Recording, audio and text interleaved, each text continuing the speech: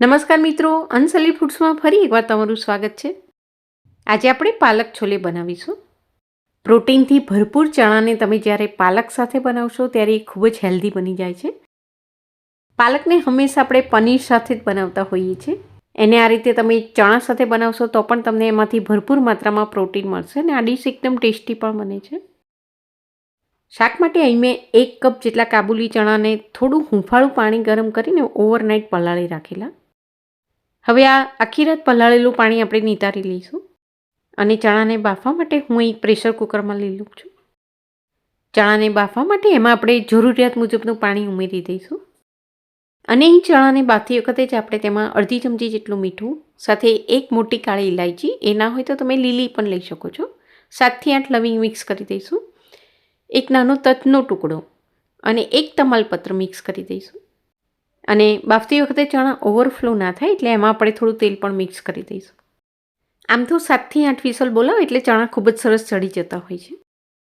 પણ આ કાબુલી ચણા છે એ હાઈ પ્રોટીન છે. ઘણા લોકોને સારી રીતે નથી પચતા હોતા, એનાથી ગેસ બનતો હોય છે.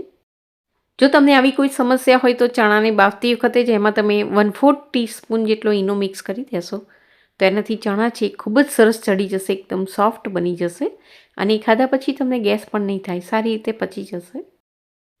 કાબુલી ચણાને બાફવા માટે થોડો વધારે સમય જોઈએ છે, તો મીડિયમ ફ્લેમ પર આની આપણે 7 થી 8 વિસલ બોલાવી લઈશું અને આપણા ચણા બફાય ત્યાં સુધીમાં બીજી બાજુ આપણે પાલકને પણ બ્લાન્ચ કરી લઈશું. આપણે 1 મોટા કપ જેટલા કાબુલી ચણા લીધા છે, તો એની સાથે અહીં મેં 1 મોટી બંચ અરાઉન્ડ 300 ગ્રામ જેટલી પાલક લીધી છે. શાકની ગ્રેવી માટે અહીં આપણે પાલકની પેસ્ટ બનાવવાની છે, એટલે પાલકને આ રીતે તમે ઉકળતા પાણીમાં 5-1 મિનિટ માટે બોઇલ કરી દેશો તો એનાથી એની પેસ્ટ છે એકદમ સ્મૂથ બનશે અને એકદમ કાચી પાલકની બદલે આ રીતે બોઇલ કરીને પછી એની પેસ્ટ બનાવશો તો પેસ્ટ પણ એકદમ ગ્રીન બનશે. અહીં પાલકને આપણે ઓવરકુક નહીં કરીએ, આ રીતે સહેજ સોફ્ટ થઈ જાય એટલે તરત જ આપણે તેને બરફના પાણીમાં ટ્રાન્સફર કરી દઈશું. પાલક એકદમ ઠંડી થઈ જાય પછી હવે આપણે તેને એક મિક્સર જારમાં લઈ લઈશું અને અહીં પાલકની સાથે એમાં આપણે થોડી ફ્રેશ કોથમીર પણ મિક્સ કરી દઈશું, એનાથી પેસ્ટનો કલર એકદમ ગ્રીન બનશે. હવે આ પાલકની આપણે એકદમ સ્મૂથ અને ફાઇન પેસ્ટ બનાવી લઈશું. ઘણીવાર એવું બને છે કે પાલકને આપણે જ્યારે ક્રશ કરીએ ત્યારે એનો કલર થોડો કાળો બની જતો હોય છે, તો પાલકને જ્યારે તમે ક્રશ કરો ત્યારે એની સાથે થોડી ફ્રેશ કોથમીર મિક્સ કરી દેશો તો એનો કલર ખૂબ જ સરસ એકદમ ગ્રીન બનશે. આ બાજુ આપણા ચણા પણ બફાઈ ગયા છે. અહીં મેં મીડિયમ ફ્લેમ પર 7 થી 8 વિસલ બોલાવી લીધી છે. હું તમને અહીં જણાવી દઉં કે ઈનો મિક્સ કર્યા વગર પણ તમે 7 થી 8 વિસલ બોલાવશો તો પણ ચણા ખૂબ જ સરસ બફાઈ જશે. પણ આમાં તમે બાફતી વખતે જ ફક્ત 2 થી 3 પિંચ જેટલો જ ઈનો મિક્સ કરી દેશો તો એનાથી ચણા એકદમ સોફ્ટ બની જાય છે. ખાસ તો પચવા માટે એકદમ હલકા બની જશે. હવે અંદર આપણે જે ખડા મસાલા મિક્સ કર્યા છે એ બધા આપણે કાઢી નાખીશું અને બાફેલું પાણી આપણે રહેવા દઈશું. હવે આપણે શાક બનાવી લઈએ, તો એના માટે અહીં મેં એક સ્ટીલની કઢાઈ લીધી છે. અહીં આપણે રૂટીન કરતાં થોડું તેલ વધારે લઈશું. અહીં મેં 5 ટેબલ સ્પૂન જેટલું તેલ લીધું છે. તેલ ગરમ થાય એટલે એમાં આપણે 1 નાની ચમચી જેટલું જીરું અને 2 પિંચ જેટલી હિંગ એડ કરી દઈશું. સાથે થોડો મીઠો લીમડો અને ઊભા કાપેલા 2 મરચાં લઈ લઉં છું અને 1 ચમચી જેટલી હું અહીં આદુની પેસ્ટ મિક્સ કરી દઉં છું. અહીં આજે આ શાક હું વિધાઉટ ઓનિયન ગાર્લિક બનાવી રહી છું, પણ જો તમારે મિક્સ કરવા હોય તો આદુની સાથે તમે લઈને એને અહીંયા સ્ટર કરી શકો છો. અડધી ચમચી જેટલી હળદર હું અહીં વઘારની અંદર મિક્સ કરી દઉં છું. આ રીતે વઘાર તૈયાર થઈ જાય પછી સૌથી પહેલાં એમાં આપણે ટામેટાની પ્યુરી મિક્સ કરી દઈશું. ગ્રેવીમાં અહીં આપણે ફક્ત 1 જ ટામેટું ક્રશ કરીને મિક્સ કરીશું, કારણ કે પાલક કરતાં જો ટામેટાનું પ્રમાણ વધી જશે તો પણ શાકનો કલર થોડો ડાર્ક બની જશે. 3 થી 4 મિનિટ પછી હવે આપણે જોઈ રહ્યા છીએ કે ટામેટામાંથી તેલ પણ રિલીઝ થવા લાગ્યું છે. તો આ સ્ટેજ પર એમાં આપણે લાલ મરચું મિક્સ કરી દઈશું. તો અહીં તમે ટામેટાં અને લાલ મરચું એ બંને સ્કીપ કરીને એકલી પાલક અને લીલા મરચાં સાથે પણ ગ્રેવી બનાવીને આ શાક બનાવી શકો છો. પણ આ રીતે બનાવશો તો શાક થોડું વધારે ટેસ્ટી બને છે, એકદમ ચટાકેદાર બનશે, બિલકુલ ફીકું નહીં લાગે. હવે આમ આપણે પાલકની પેસ્ટ મિક્સ કરી દઈશું. ગેસને મેં એકદમ મીડિયમ કરી દીધું છે અને મીડિયમ ફ્લેમ પર અહીં ટામેટાની સાથે પાલકને આપણે 5-1 મિનિટ માટે ચડવા દઈશું.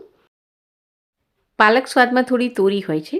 5-1 મિનિટ માટે તમે એને ટામેટાની ગ્રેવીમાં ક્રશ કરી લેશો એટલે એનો સ્વાદ એકદમ બેલેન્સ થઈ જશે અને ગ્રેવી પણ એનાથી એકદમ સ્મૂથ બની જશે. હવે આમાં આપણે બાફેલા ચણા મિક્સ કરી દઈશું. અહીં ચણાને મેં જે પાણીમાં બાફ્યા હતા એ પાણી સાથે જ લઈ લીધા છે. બધું બરોબર મિક્સ કરી દઈએ. તો શાકની ગ્રેવી તમારે જેટલી જાડી કે પાતળી રાખવી હોય એ પ્રમાણે તમે અહીં પાણી લઈ શકો છો.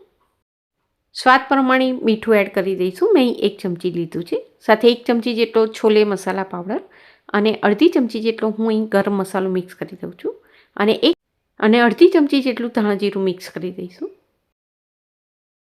ફરી એકવાર બધા જ મસાલા આપણે બરોબર મિક્સ કરી દઈશું. હવે ગ્રેવી અને ચણા બરોબર મિક્સ થઈ જાય, ચણાની અંદર ગ્રેવીનો સ્વાદ અને ફ્લેવર સરસ રીતે મિક્સ થાય એટલા માટે આને ઢાંકીને આપણે 5 મિનિટ માટે ચડવા દઈશું. 5 મિનિટ પછી હવે આપણે જોઈ રહ્યા છે કે ગ્રેવી હવે એકદમ ઘટ્ટ થઈ ગઈ છે. હવે આમાં આપણે 2 ચમચી જેટલું મોળું ફ્રેશ દહીં મિક્સ કરી દઈશું. આ રીતે શાક તૈયાર થઈ જાય પછી છેલ્લે એમાં તમે થોડું દહીં મિક્સ કરી દેશો તો એનાથી શાકનો કલર એકદમ લીલો જ બનશે, ડાર્ક નહીં થાય. અને દહીંના કારણે શાકનો ટેસ્ટ પણ ખૂબ જ સરસ બને છે. તમે રૂટીન છોલે બનાવો એના કરતાં આ છોલે છે એકદમ હેલ્ધી અને ટેસ્ટી બને છે. તો અહીં આપણું શાક હવે તૈયાર થઈ ગયું છે. છેલ્લે ઊભા કાપેલા લીલા મરચાં, આદુની સ્ટ્રીપ્સ અને ફ્રેશ કોથમીરથી આપણે તેને ગાર્નિશ કરી લઈશું. હવે ગેસને આપણે બંધ કરી દઈશું. અને ગેસ બંધ કરી દીધા પછી શાકને આપણે ઢાંકીને 5 મિનિટ માટે સીઝવા દઈશું અને પછી જ આપણે તેને સર્વ કરીશું. તો 5 મિનિટ માટે સીઝવા દીધા છે ને હવે આપણા છોલે છે એ સર્વિંગ માટે તૈયાર છે. તો પાલક છોલેને તમે રોટી, પરોઠા, કુલચા કે પછી નાન સાથે પણ સર્વ કરી શકો છો. અને પ્લેન રાઈસ સાથે સર્વ કરશો તો પણ એ ટેસ્ટમાં ખૂબ જ સરસ લાગે છે. 1 પોટ મીલ થઈ જશે, ખાવાની તમને ખૂબ જ મજા આવશે. તો આ વિન્ટરમાં તમે જરૂરથી એકવાર આ ડિશ બનાવીને ટ્રાય કરો અને તમારા એક્સપિરિયન્સ કેવા રહ્યા તે નીચે પહેલાં કમેન્ટ સેક્શનમાં મારી સાથે ચોક્કસ શેર કરો. ફરી મળીશું બીજી આવી એક હેલ્ધી અને ટેસ્ટી રેસીપી સાથે. Thank you.